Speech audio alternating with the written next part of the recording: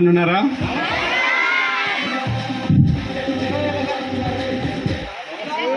నన్ను అందరూ సోషల్ మీడియాలో చూడడమే తప్ప లైవ్గా నేను కనపడను, నాకంత టైం ఉండదు.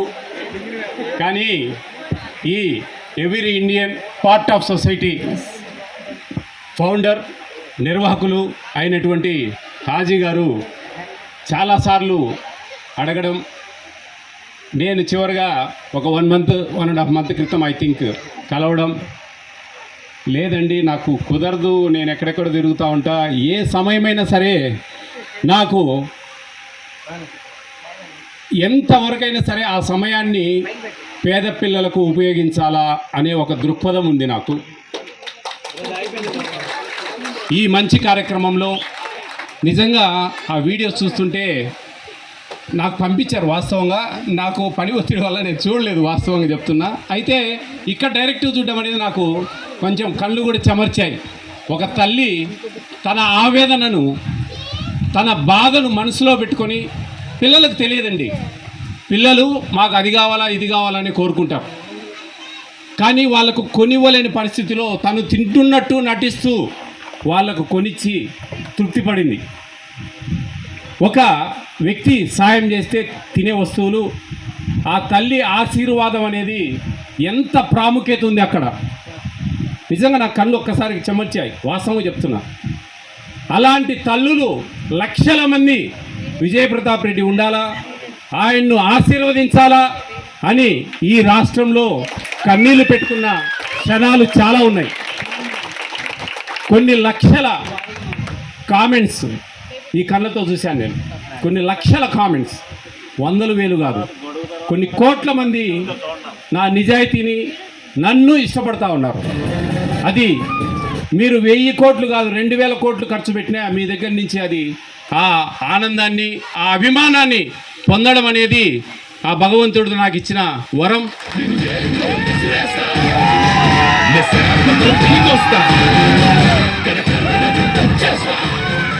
ఈ మంచి కార్యక్రమానికి ఇక్కడ అవకాశం ఇచ్చినటువంటి ఈ కళాశాల యాజమాన్యానికి, ప్రిన్సిపాల్ గారికి, వైస్ ప్రిన్సిపాల్ గారికి, ఈ కార్యక్రమ నిర్వాహకులు, every Indian part of society నిర్వాహకులకు ప్రత్యేక ధన్యవాదాలు.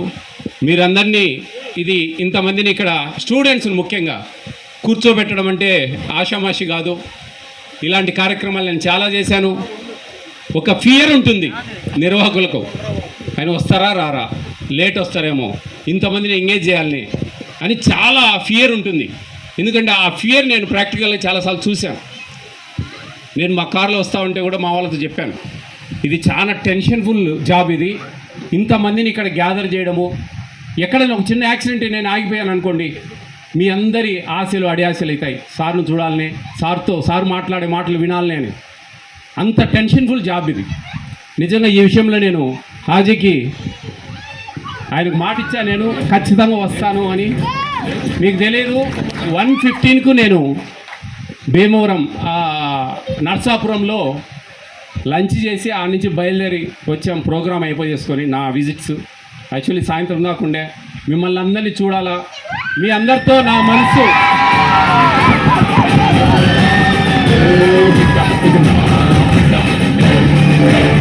మనసులో మాటలు పంచుకోవాలా, కొన్ని మీకు ఆదర్శప్రాయంగా, ఇన్స్పిరేషన్గా, కొన్ని బాధ్యతలను తట్టి లేపాలా అనే ఒక మంచి ఉద్దేశంతో ఇక్కడికి వచ్చాను.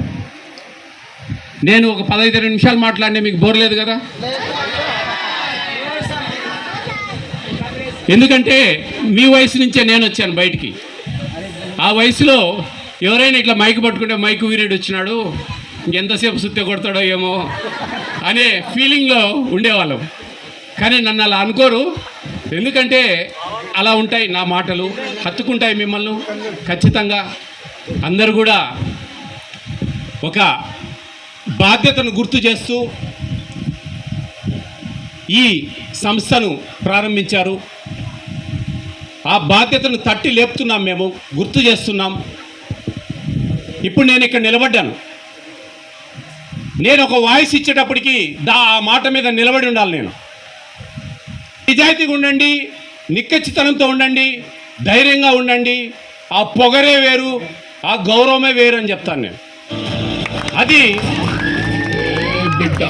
అది నేను ఆ మాట చెప్పాలంటే నేను కరెక్ట్గా ఉండాలా. ఈరోజు నేను ఒక నిలదీశానంటే నేను కరెక్ట్గా ఉంటేనే నిలదీయగలను, నిలదీస్తేనే బయట సోషల్ మీడియాలో చూపించగలను.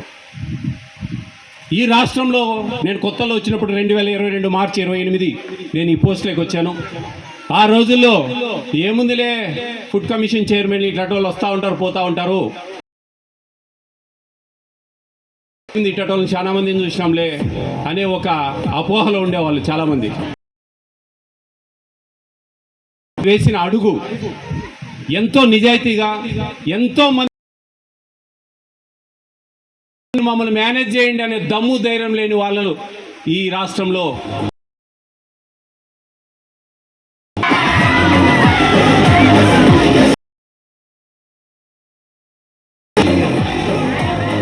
ఎంత నిజాయితీ అంటే మీకు నా మనసు ఒప్పుకోదు. ఒక పేద పిల్లవాడు, ఒక కాలేజ్ స్టూడెంటు, వాళ్ళ హక్కులను వాళ్ళకు కల్పించమనే చెప్పాను నేను. వాళ్ళ హక్కు, రైట్.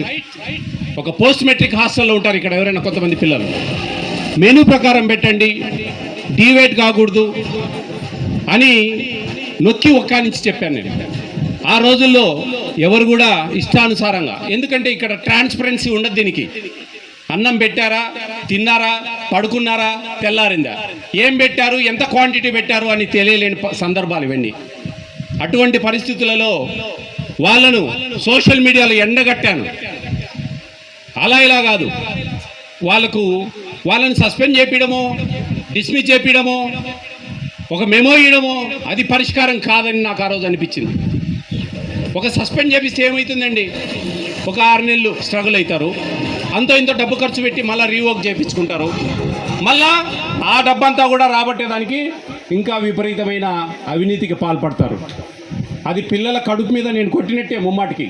ఆ ఉద్దేశంతో నేను ఎవరిని చాలా తక్కువ అనమాట జరిగాయి, అది మరీ ఆ లిమిట్ దాటిపోయినట్టు జరిగాయి.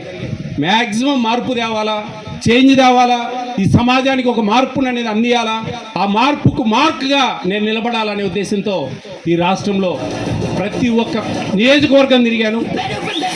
దాదాపు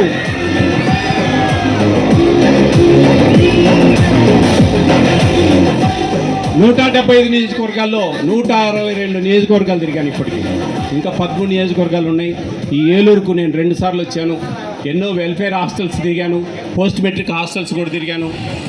మొత్తం దాదాపు అంటే నేను అనేది ఏంటంటే ప్రతి ఒక్క విలేజ్లో, ప్రతి ఒక్క నియోజకవర్గంలో ఏం జరుగుతూ ఉంది, ఎక్కడ అవినీతి ఉంది, పిల్లలకండి ముఖ్యంగా హాస్టల్లో ఉండే పిల్లలకు, అంగన్వాడీలో ఉండే పిల్లలకు, ఇవన్నీ వాళ్ళకి సక్రమంగా కూడా నేను ఎంతోమంది నన్ను ఆశీర్వదిస్తూ ఉన్నారు. ఖచ్చితంగా ఈ రాష్ట్రంలో ఇంకా మంచి చేసేదానికి ప్రయత్నం చేస్తా. ఎక్కడ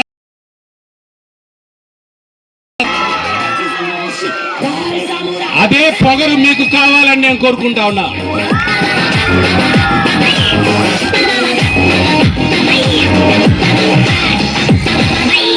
ఆ ధైర్యాన్ని నింపేదానికి నేను వచ్చాను మీ దగ్గరికి.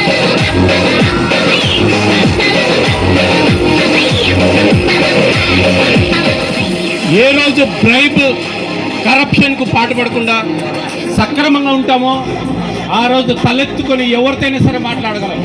వాళ్ళు కలెక్టర్ కానీ సీఎం కానీ పిఎం కానీ మన దగ్గర నిజాయితీ ఉంటే డోంట్ కేర్.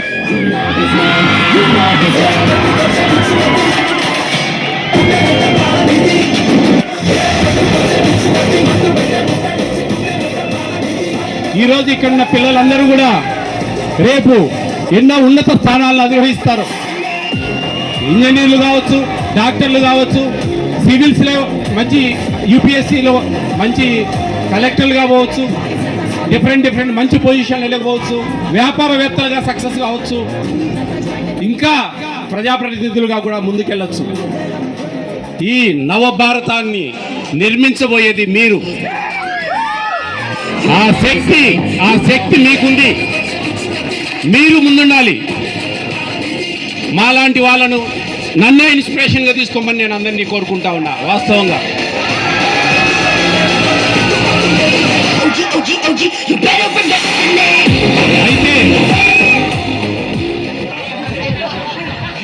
అయితే నేను ఫ్లోలో ఉన్నప్పుడు బాగా డిస్టర్బ్ చేస్తూ ఉన్నారు. వద్దులేమో ఒక 10 నిమిషాలు పెట్టొద్దులే ఆ బీజేఎంలో.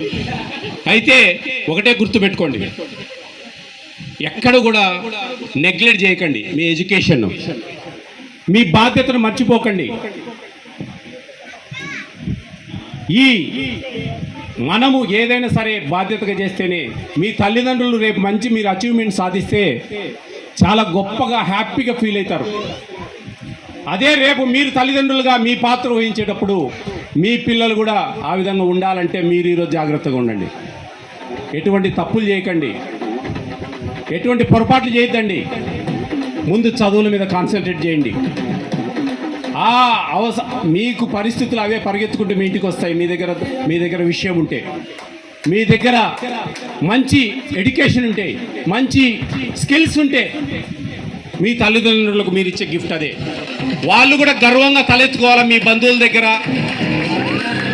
మీ ఊర్లో మీ నాన్న అమ్మ వాళ్ళ ఫ్రెండ్స్ దగ్గర గొప్పగా వాళ్ళు తలెత్తుకొని మాట్లాడుకోవాలంటే మీరు ఇచ్చే గిఫ్ట్ అదే. ఒక మంచి స్థానాన్ని అధిరోహించడం, అది గుర్తుపెట్టుకోండి. చెడు అలవాట్లకు లొంగకండి, ఈ మాదక ద్రవ్యాలకు తలంచకండి. ఇవన్నీ ట్రాష్. ప్రతి ఒక్కటి కూడా ఎక్కడ మీరు పొరపాటు చేసేటప్పుడు కూడా మీ తల్లిని తండ్రిని గుర్తు తెచ్చుకోండి. వాళ్ళే మనకు జన్మించారు, వాళ్ళే మనకు ప్రతి ఒక్కటి చూశారు. ఈ ప్రపంచంలో ఫస్ట్ ఎవరా మీరు సక్సెస్ అయితే సంతోషపడేదంటే మీ నాన్న అమ్మ. వాళ్ళకి ఎంత ఆనందం ఉంటుందంటే అంత ఆనందం ఉంటుంది. మీ దగ్గర బయటపడకపోవచ్చు, మీ దగ్గర బయటపడకపోవచ్చు, వాళ్ళ మనసులో చాలా తృప్తి ఉంటుంది. నేను ఒక పేరెంట్గా ఆ ఆనందాన్ని చూశాను. నా కొడుకు యూకేలో మొన్న మెరిట్లో పోస్ట్ గ్రాడ్యుయేషన్ చేశాడు, బిజినెస్, ఇంటర్నేషనల్ బిజినెస్లో. వాడి గ్రాడ్యుయేషన్కి వెళ్ళాను లాస్ట్ మంత్. మంచి ఫీల్. వాడు మెరిట్లో పాస్ అయ్యాడు. అక్కడ ఎన్నో ఇబ్బందులు ఉంటాయి. ఆ ఫీల్ అనేది ప్రతి తండ్రికి మీ ద్వారా రావాలి. అది గుర్తుపెట్టుకోండి. నేను చాలా చిన్న స్థాయి నుంచి వచ్చాను. వాస్తవంగా చెప్పాలంటే 2000 సంవత్సరంలో స్కూల్ స్టార్ట్ చేశాను. అక్కడి నుంచి నా వైఫ్ ప్రిన్సిపల్గా రన్ చేస్తూ ఉన్నారు. ఈరోజు 1600 మంది పిల్లలు ఉన్నారు అక్కడ. ఎంతో జాగ్రత్తగా, కేర్ఫుల్గా ఎన్నో సర్వీసులు చేస్తూ మా విలేజ్లో 5 రూపాయలకు విత్ బాయిల్డ్ ఎగ్ భోజనం పెట్టడం, అలాగే ఒక ఫ్రీ హాస్పిటల్ పెట్టడం. నాకు 6 మంది అన్నలు, అందరి సహాయ సహకారాలతో మా అన్నల ద్వారా old age home, orphanage home, వడ్డీ లేని మహిళలకు రుణాలు, తోపుడు బండ్లు ఉచితంగా ఇవ్వడం,